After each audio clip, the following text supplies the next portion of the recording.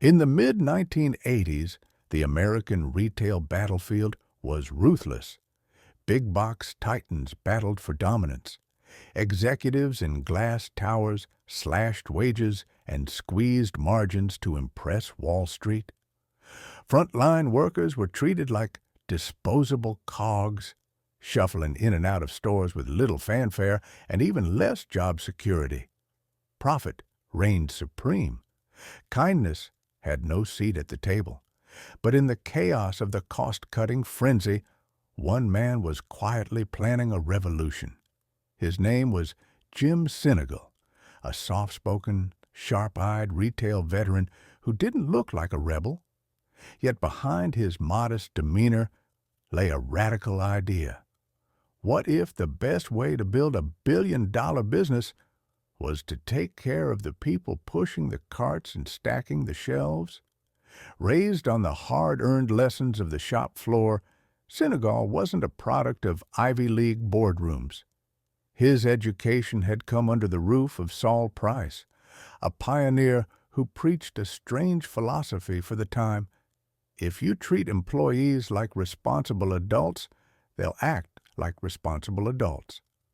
Sinegal didn't just listen, he absorbed it like gospel. Now, as co-founder of a scrappy warehouse concept called Costco, Sinegal faced his moment of truth. With investors watching, competitors circling, and margins under pressure, he made a decision few understood.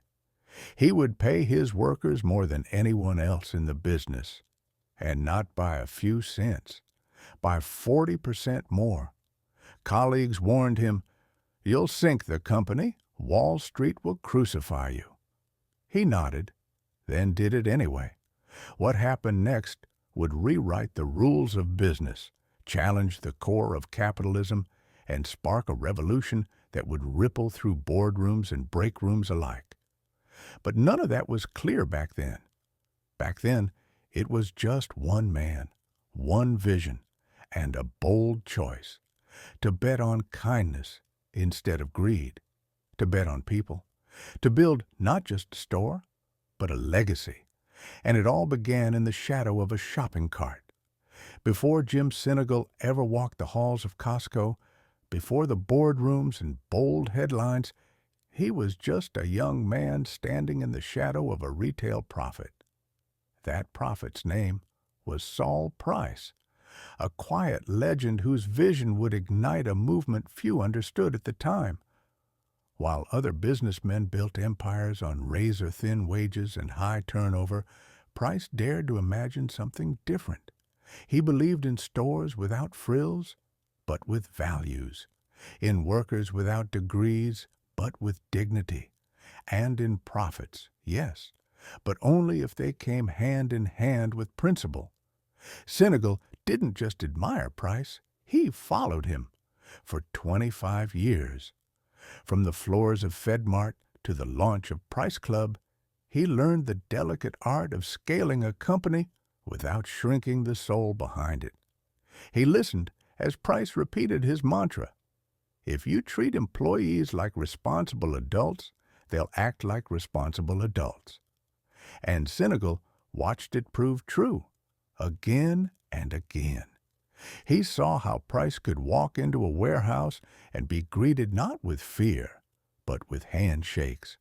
How workers stuck around, not because they had to, but because they wanted to. And how, against all predictions, this people-first approach worked. But Wall Street didn't want to hear that. The analysts wanted numbers, not nuance. Earnings, not ethics. But Saul Price kept going, and so did the young man in his shadow. So when the time came for Sinegal to build something of his own, he didn't copy what Wall Street celebrated. He copied what Price modeled. That meant long-term thinking in a short-term world. That meant betting on people in an industry that wrote them off. That meant planting seeds that might take decades to bloom, but when they did, they would be unstoppable. And so Costco was born, not as a store, but as a statement. And behind every decision, every policy, and every payroll was the ghost of Saul Price, whispering the same message: build it the right way or don't build it at all. Jim Sinegal had heard him loud and clear, but the world wasn't ready for what came next. By 2008, Costco had grown into a quiet juggernaut, a warehouse club with a loyal army of workers and customers alike, driven not by flashy ads but by trust, simplicity, and an unshakable code. But then the world cracked open. The Great Recession swept across the globe like a tidal wave. Jobs vanished. Stocks plummeted. And in boardrooms everywhere, CEOs scrambled to cut, freeze, and protect the only thing Wall Street cared about: margins. Jim Sinegal, now a seasoned leader, with silver in his hair and steel in his spine, faced the pressure like everyone else. But the whispers started: slash wages, cut health care, drop the generosity, just until things stabilize. Analysts barked warnings on cable news. Investors grumbled behind closed doors. One well-known voice, a prominent retail analyst named M.A. Kozloff, branded his commitment to workers as excessive benevolence. They couldn't fathom it. Why pay 92% of your employees' health care premiums when competitors barely covered half? Why keep wages high when the federal minimum sat frozen at $7.25? Why cling to principle when the markets were screaming for sacrifice? Sinegal heard it all. And then, in a now legendary moment, he responded with words that stunned the suits and electrified the warehouses. If you treat consumers and workers fairly, profits follow. No retreat, no apology, just conviction. And then he doubled down. While others were slashing, Costco raised its minimum wage from $15 to $16 an hour. Not because it was easy, because it was right. It wasn't a business move, it was a moral one. Inside the stores, workers noticed, aisles buzzed with quiet pride. The people pushing carts and unloading trucks saw something rare, a company that chose them when it mattered most. And outside those stores, something even stranger began to happen. Lines got longer, renewals stayed strong, and investors started asking questions. Was it possible? Could kindness survive capitalism's cruelest winter? Jim Sinegal didn't blink. He just went back to work. Because for him, this was never about beating the market. It was about proving a radical idea in real time, that doing right by people wasn't a gamble. It was the smartest investment of all. As the economy staggered back to its feet after the recession, most companies limped toward normalcy, shaken, leaner, and more cynical, but not Costco. Inside its towering warehouses, something strange was happening. While competitors shuffled through endless cycles of hiring and quitting, Costco employees stayed, not just for months, but for years, for decades. In a retail world where turnover churned like a machine, Costco's workforce became a rock, and rocks don't shift easily. Sinegal had once been told his wages were wasteful, that his generosity would backfire, that investing in human beings was naive. But now, the numbers were quietly whispering a different story. Turnover? Practically non-existent. Only 6% of longtime employees left each year. Compare that to the industry's 60%. And the difference wasn't just moral, it was mathematical. Behind every veteran employee was a cost avoided. Fewer hours spent training, fewer dollars spent recruiting, and fewer mistakes made on the floor. Every stable worker was saving Costco money without anyone noticing. And the savings didn't stop there. When you treat people well, they treat the company like it's their own. Theft? At some retailers, It devoured 1.5% of annual revenue at Costco, 0.1%. It wasn't luck. It was loyalty. Across the aisles, pride became invisible fuel. Workers hustled, not because they were pressured, but because they were trusted. They made suggestions, spotted inefficiencies, and took ownership of problems before they became losses. And so Senegal did something that few CEOs dared to do. He institutionalized their ideas. A formal suggestion program was rolled out, and every year, over 1,200 of those frontline ideas got implemented. Together, they delivered more than $100 million in savings.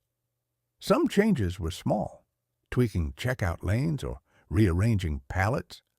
Others reshaped operations, trimming unloading time by 30%, boosting customer flow by 22%, and cutting warehouse energy use by nearly a fifth. No outside consultant could match that. This was a company where kindness wasn't a slogan.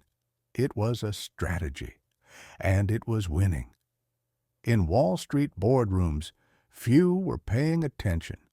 The stock ticked upward, quietly, steadily. But inside Costco's walls, something revolutionary had already begun. A shift from seeing people as costs to seeing them as capital. And like any great investment, it was about to pay off in ways the market had never seen coming. For years, the skeptics had circled Costco like hawks over a battlefield. They pointed to the payroll, the health plans, the pensions. Too expensive, they muttered, unsustainable. Their spreadsheets painted a grim forecast. High wages would eat away at profit margins. Shareholders would flee. The model would crack under its own compassion. But year after year, Costco didn't crack. It climbed. The company's financials told a story the critics hadn't expected. While others cut corners, Costco doubled its return. While rivals saw their stock crawl forward, Costco's share price exploded, up 19,000% since its IPO. Behind those numbers wasn't just smart logistics or big sales.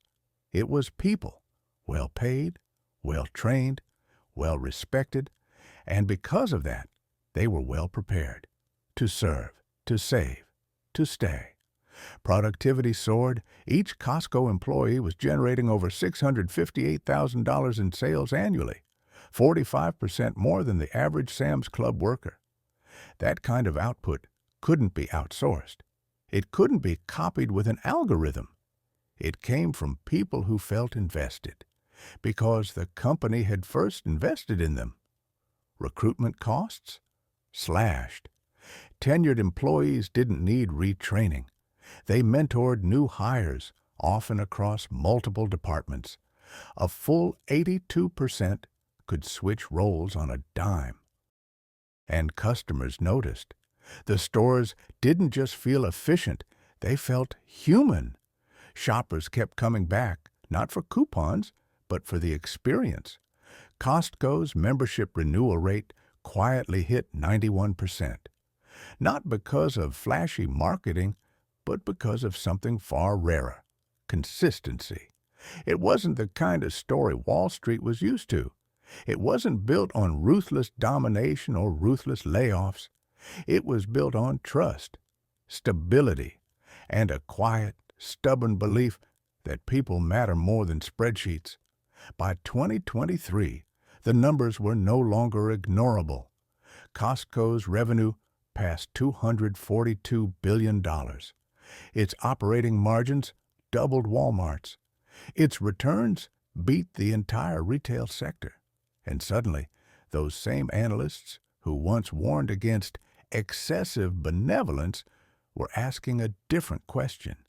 How did this happen? The answer was simple. Jim Senegal never bet against people. And now, people were proving to be the best investment of all. By the mid-2020s, the whispers had turned into headlines. What began as an experiment, a radical defiance of convention by a man who chose kindness over cost-cutting, had become a blueprint, a new standard, a quiet revolution that echoed far beyond the walls of Costco. Because when you treat workers well, you don't just change a company, you change a community. At every Costco warehouse, the data painted the same picture: 198 local jobs created, wages 23% above the county average, $2.1 million in municipal tax contributions, $14 million in economic activity sparked for local suppliers. It wasn't just good for business, it was good for everyone nearby. In Riverside County, California, researchers tracked something extraordinary. Regions with Costco warehouses had 4.2% higher GDP growth than similar counties without them, not because of subsidies or slick marketing, but because people had more money in their pockets. And when working families have stability, they spend it on groceries, gas, school supplies, and local services. That's not charity. That's circulation. And while other companies were scrambling to respond to post-pandemic labor shortages, offering quick bonuses or temporary wage bumps, Costco stood firm. Why? Because its people had never left. While the rest of the industry bled talent during the Great Resignation, Costco's voluntary turnover stayed under 5%, not because it was easy, but because it had been right all along. In 2025, senior clerks at Costco were making $31.90 an hour, 40% more than their counterparts at Walmart. They had 4 weeks of paid parental leave, $7,500 in tuition reimbursement, and an 8% 401k match that crushed industry norms. And the world took notice. Target raised wages by 35%. Amazon upped its starting pay and rolled out education benefits. 23 states passed laws lifting their minimum wages to $15 and beyond. One by one, the dominoes fell, not by force, but by example. The model Senegal built and the compassion he institutionalized didn't stay within Costco's walls. It became a movement, a silent but powerful argument that values and victory weren't mutually exclusive. And perhaps most remarkably of all, Jim Senegal wasn't chasing applause. He was building something that would last. As the company prepared to open its 900th warehouse, one truth had become undeniable. When you lift workers, you lift everything around them. You lift families. You lift communities. You lift capitalism itself into something it was never meant to be, but always could have been. The warehouses stood quiet in the early morning hours, their metal walls catching the first light of day. Inside, lights flickered on, pallets rolled, shelves filled, clerks greeted one another with nods, routines set deep from years of doing things not just right, but with pride. No one held a press conference, no one bragged on earnings calls. But the math was there, humming beneath the surface. $128 million saved in hiring, $53 million saved in theft prevention, $89 million gained in pure experience productivity. And on top of it all, nearly $100 million more in operational savings, born not from consultants or Silicon Valley algorithms, but from the mouths of workers on the ground, forklift drivers, cashiers, night stalkers, people who had been given a voice and used it. Each warehouse had its own rhythm. Some implemented pallet redesigns that shaved 30% off unloading time. Others improved checkout flow by 22%, tweaking small steps that no executive would have noticed. but the people on the floor did. Energy use dropped, turnover stayed low, knowledge deepened, and above it all, the numbers rose quietly, consistently. 19,000% stock growth since the company's earliest days, 8.1% operating margins, twice that of the giant everyone had once expected to outpace them. A business built on restraint, but bursting with momentum. By 2025, wages had climbed again, up to $31.90 per hour for senior clerks, not because of pressure, not because of regulation, but because the philosophy had never changed. Even as the name on the CEO door shifted from Jim Sinegal to Ron Vacris, the doctrine remained carved into the concrete. Respect the worker. Trust the worker. Invest in the worker. New benefits rolled out like clockwork. 4 weeks of paid parental leave, $7,500 in tuition support, 8% in 401k matching. Not perks, not bribes, policy, standard, culture. And as competitors scrambled to catch up, raising wages, launching education programs, chasing the loyalty Costco had built over decades, the company kept doing what it had always done: open early, stay late, serve hard, and pay people like they mattered. No banners, no slogans, just a different kind of wealth, growing brick by brick, soul by soul.